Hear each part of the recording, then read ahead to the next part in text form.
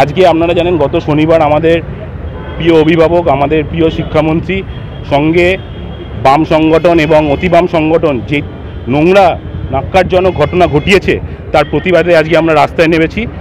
একটা জিনিস আমরা যাদবপুর ইউনিভার্সিটির এসএফআই এবং অতি বাম সংগঠনদেরকে মনে করিয়ে দিতে চাই, এটা পশ্চিমবাংলা, এটা অন্য কোনো রাজ্য নয়।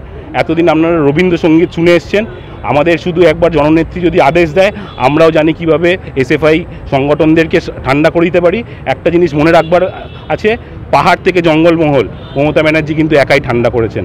যাদবপুর ইউনিভার্সিটি কিন্তু কোনো প্যারালাল গভর্নমেন্ট চালায় না, কোনো অন্য ভিন রাজ্যে কিন্তু ওনারা থাকে না, পশ্চিমবাংলায় থাকে।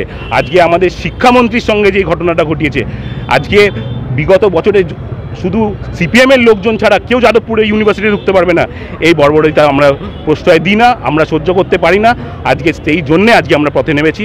আমার সঙ্গে আমাদের বিধাননগর অটো ইউনিয়নের দিলীপ ঘোষ মহাশয় আছেন, আর কিছুক্ষণের মধ্যে অন্য নেতৃত্ববৃন্দ আসবেন। আমাদের এই প্রতিবাদ, যদি ওনারা পিছু না হাঁটেন, আমাদের এই প্রতিবাদ আরও তীব্র হবে।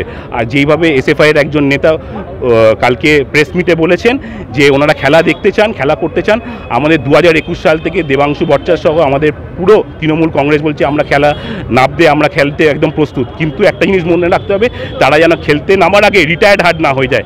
তারা যা বক্তব্য, তাদের অন্তত একজন সদস্যকে বিধানসভায় কিংবা লোকসভায় পাঠাক, তারপর আমাদের বিরুদ্ধে লড়তে আসবে, এটাই মনে করাতে চাই।